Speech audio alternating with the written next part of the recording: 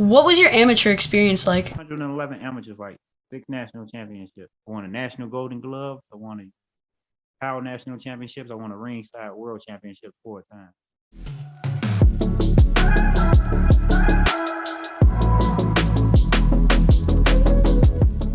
Hey guys, welcome to Boxing Talk, and today we're going to be interviewing a pro boxer. This is the first interview from Boxing Talk, but there's many more to come. Don't forget to like and subscribe and enjoy the video. I'm from the south side of Chicago. Professional boxer, been boxing 19 years. Have a 5-year-old son. Love boxing. Pescatarian, do not eat meat. What's your schedule like? Like, what has it been like? What time do you work out? How long? I'm waking up late. I used to train from 9 to midnight. Now I train from like 6 to 9. So get to running until probably like 11. So I run at 11. Then after I get done running, I rest up. Then I go to the gym at about 6. So, what was your amateur experience like? 111 amateur fights, 6 national championships. I had 176 wins and I had 35 losses. I won a national Golden Glove. I won a Power National Championships. I won a Ringside World Championship 4 times, or 6. I made it to the finals of the USA Championship twice. Made it to the finals of the Golden Glove Nationals once. The year before I won it, I made it to the finals. And I was on the United States team, on the USA boxing team from 2008 all the way to 2012 before I turned pro. Wow, that's actually really impressive. I didn't know this about you. Because they don't ever mention it when I fight. Like if I'm fighting on TV, they never mention. I tell them in the fighter meeting, but they never mention it on TV. When did you start taking your boxing career to like going pro and becoming big? When I first turned pro, I was always looking to challenge myself when I first turned pro. I always wanted to spar, even though I knew I wasn't gonna fight the best. Because when you first start out with professional boxing, you always you get set up.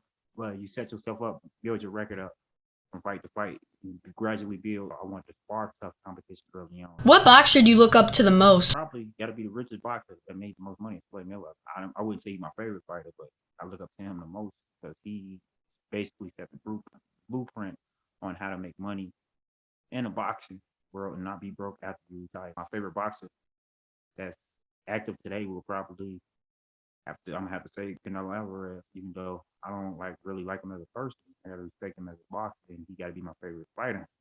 That's the way his style is. Do you think the biggest fight of your career was as a professional? Luis Hernandez. It was for a title, so that had to be the biggest fight. 21-0. The boy was 21-0 with 19 knockouts, and it set up everything that's going on right now. After I beat him, I upset him. Got signed with Golden Boy Promotions.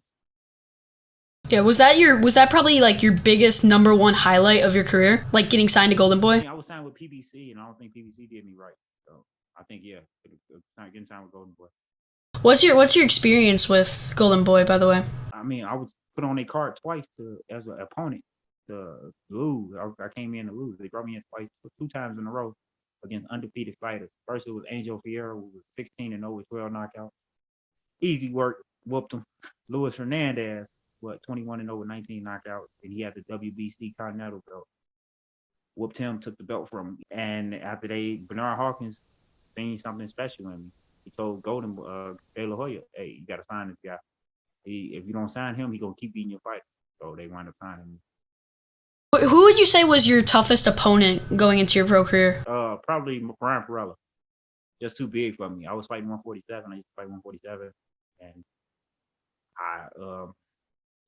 that wasn't my weight. He wasn't good at all.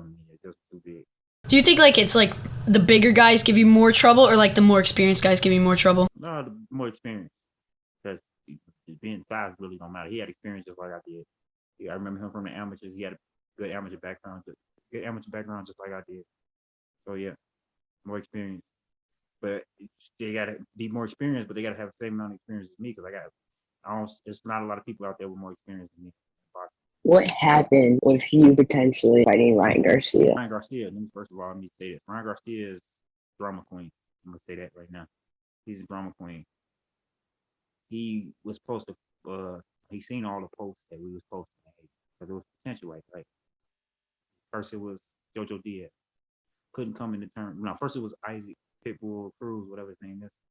Couldn't come into terms. He wanted too much money. Then it was Jojo Diaz. They never did agree to nothing. Then it was Tevin Farmer. they never agreed, and it was me. And calling them out, wasn't asking for a lot of money, and looked like it was happening. Like everything was set take place.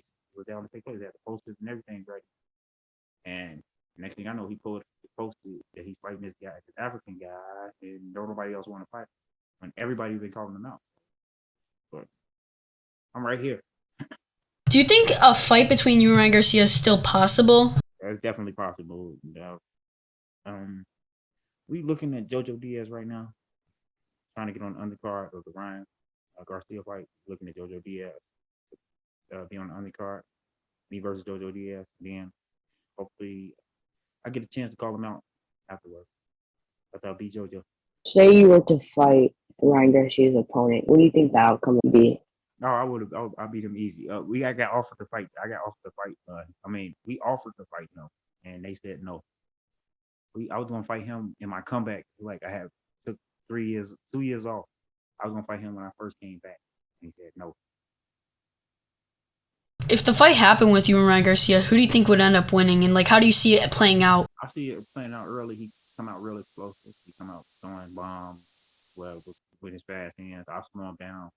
About the ninth round, I see him quitting like a little bit.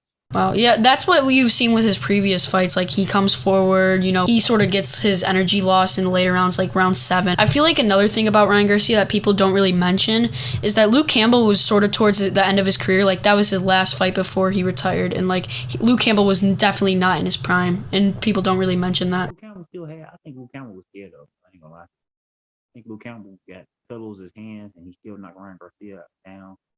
I still think he's not a big puncher at all. And I feel like if it was a bigger puncher like me in front of him, which I'm a southpaw just like Luke Campbell is, I would have hit him with that left hand that Ryan Garcia with that left hand Luke Campbell hit Ryan Garcia with. Ryan Garcia wouldn't have never got up. Where do you see yourself going in the next couple of years? Well, by the end of this, but before it's all said and done, when this year's over, I want to be in, if not there, #1 contender spot for the unified champion. If I can get the Gamboa fight next, I'll take it. So that's what I want. I'm not getting no younger. And the time is now. I mean, upset 2 fighters. Then I just beat somebody like 23 and I think 3, which was he was wasting time to even fight. Couldn't believe how bad he was. But yes, I'm not. I don't want to fight nobody like that no more. I'm ready to fight the big name. That's why I called out Ryan Garcia. That's why I'm calling out whoever in the crews can get it. Tank can get it. We can do Lama. Lama probably be the toughest out of all of them, but I still think I'll beat him. I think you don't need a warm-up fight before fighting one of those big guys. I done had 3 fights in a row. 12, 16-0, 21-0, 23-3. Them were warm-up fights. Time to pick it up. Time to step it up. What made you want Ryan Garcia next for like the next fight? Like, what happened that made you inside want that fight? Well, Ryan Garcia is beyond boxing. Ryan Garcia is a superstar. You be a superstar. Sky's the limit after that. And I just believe that I got the perfect style of defense. Moving away from the Ryan Garcia fight, what are your final words right here to Ryan Garcia? I mean, after you fight this African dude, I'm be waiting on you. If I'm on the undercard with you, I'm definitely calling you out. I jump in the ring if they let me. Call you out. So be ready. What's next for you in boxing and outside of boxing? What's next for you? Outside of boxing is getting custody of my son. That's the next thing. Inside of boxing, let's get these world championship fights. Let's get these big fights out the way. Whether they competent, mandatory fights, #1 contender fights, let's get them out the way. That's inside the ring. Outside the ring, just getting custody of my son. That's it. What's your #1 goal that you're setting for yourself, like this year, 2022? Just being able to provide for my son is always. Everything else is irrelevant. Just being able to provide for him and get custody of him. Who would you want to fight next? Anyone that you would want to fight next? We want Ryan Garcia. We want him. We want Ryan Garcia. Yeah, but I'm saying, like I said, it'd be anybody in the top 10 at 135. When you finally hang up your gloves and call it a career, do you want to be looked at and treated? Well, I always thought about this. We look at all of the all-time greats. Like maybe the Canelo is a legend in the making. Triple G. I want to be in the same category. I want my name to be talked about in people's mouths and ears 10 years from now. I don't just want to be that boxer that just made money and got out of the game. I want to be a household name. What is your biggest like goal to accomplish like as a pro boxer? Winning the WBC Continental American belt 2021, March 20th, 2021. Why is that your biggest goal though? Like out of everything that you can do? It opened up a lot of doors. Opened up doors to, like I said, these time with Golden Boy. Open up doors for big fights, up and put me in the rankings. So I just upset a 21-0 fighter, but put me in the rankings, put me in conversation for top the big fight, for the big fight. What kind of impact do you want to have in the boxing community? First of all, I want to make sure I'm from South Side of Chicago, where a lot of kids don't get to experience the lifestyle of boxing. They don't have nothing to do after they get out of school. I want to the impact I want to give on them is that you can make it out of the hood if you just do the right thing and focus. That come from the young boxers that's already in the gym, that's coming up. Let's go for the people that ain't boxing and go for anybody in any sport, in any field, period. Where do you see yourself in about 2 to 5 years from now? Probably retired. Managing fighters, coaching fighters. Managing fighters, coaching fighters. Doing it the right way though, not trying to take advantage of fighters. Of course. But like, what do you mean? Like, what do you want to do with your career? Like, what does your career look like once you're retired and done? I probably already unified belts and defended the belts and retire on top because I don't plan on losing no more. I got 3 losses and that was at 147. I won't lose at 135. So win the belts, unify the belts, again, hang it up. Call it a career. All right, thank you, Alex.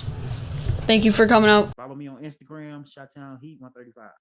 All right, man. Thank you for your time. So have a good one.